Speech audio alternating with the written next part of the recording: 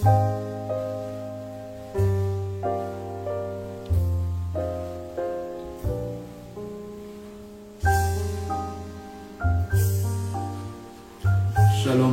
bien-aimés dans le Seigneur, c'est votre frère et ami, l'apôtre Joël. C'est un grand privilège encore pour moi de partager ces moments, cette vidéo avec vous.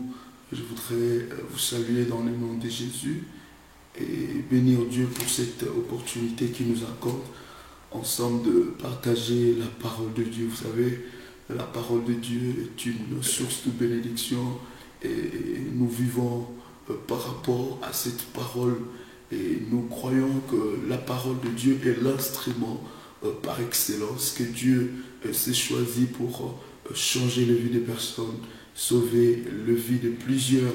Je voudrais vous partager un instant, pendant un bref moment, ce message que nous sommes en train de partager à l'Église de Dieu, à la mission Messa. Nous sommes en train de parler sur la vie de Joseph.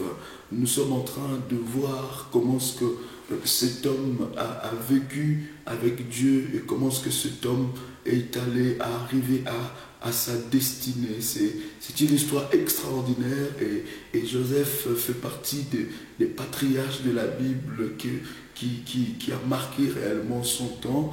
C'est un homme avec beaucoup de qualités que je voudrais, pendant ces quelques minutes, vous partager, vous faire vivre aussi cette ambiance que nous sommes en train de vivre dans la présence de Dieu. C'est un homme qui a eu beaucoup de combats et le combat qu'il a vécu dans sa vie, il n'était même pas proportionnel à son âge. Il avait deux combats extraordinaires. La Bible nous fait voir déjà cet homme, quand il avait des visions, il voyait des choses comme un bon enfant. Il allait vers son père pour lui dire, papa, voilà, c'est que l'Éternel m'a fait voir, voilà ce que j'ai pu voir. Et déjà, à partir du rêve de ce jeune homme, il y avait le signe de sa destinée. Il y avait quelque chose qui commençait déjà à se façonner. Il y avait quelque chose qui commençait à s'orienter. Et je bénis le Seigneur parce que quand je fais l'analyse, je comprends que son père avait aussi une pensée prophétique. Parce que quand il regardait ses enfants, son enfant plutôt, et tous ses autres enfants, il se disait, cet enfant, il a quelque chose de plus. Et je crois pas que Ruben ou autre frère de Joseph venait dire à son père ce qu'il avait rêvé. Et même si c'était le cas, mais le rêve de Joseph avait de particularités. Parce que le rêve de Joseph attirait particulièrement l'attention de son père. Et Joseph voyait des choses précises.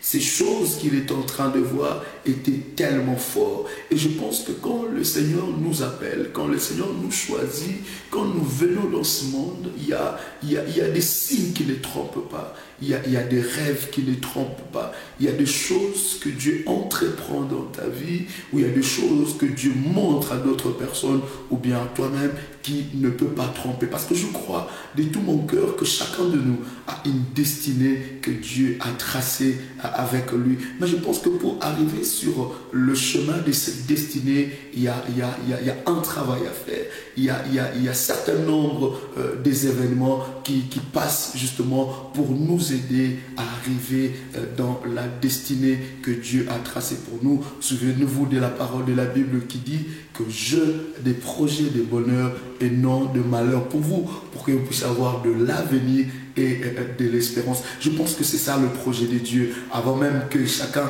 de nous puisse avoir de projets, mais Dieu avait toujours déjà un projet pour notre vie. Voilà, ce jeune homme est en train de voir ce rêve et son père, tout de suite, il avait la signification ou bien l'interprétation de ce rêve. Mais ce que j'ai aimé avec Joseph, c'est que malgré tout ce rêve qu'il avait, il n'a jamais changé d'attitude. Son cœur n'était pas influencé par rapport à ce rêve. Bien aimé, la destinée que Dieu nous accorde ne peut pas influencer notre comportement. Si Dieu nous accorde une très grande destinée, cela ne veut pas dire que nous sommes plus supérieurs que les autres. Moi, je pense que si Dieu nous accorde une grande destinée, cela veut dire que Dieu nous donne une grande responsabilité comme il donne aussi à d'autres personnes. Et le Seigneur Jésus a donné un exemple que je m'aurais partagé avec vous. Le Seigneur, il a pris un moment de l'eau et il a commencé à laver le pied de tous les disciples. Et le Seigneur a donné une très bonne leçon à tous ces grands hommes de la Bible que nous connaissons. Le Seigneur les a dit, celui qui veut être grand ou celui qui veut devenir grand, il faut d'abord qu'il puisse connaître à être le serviteur des autres.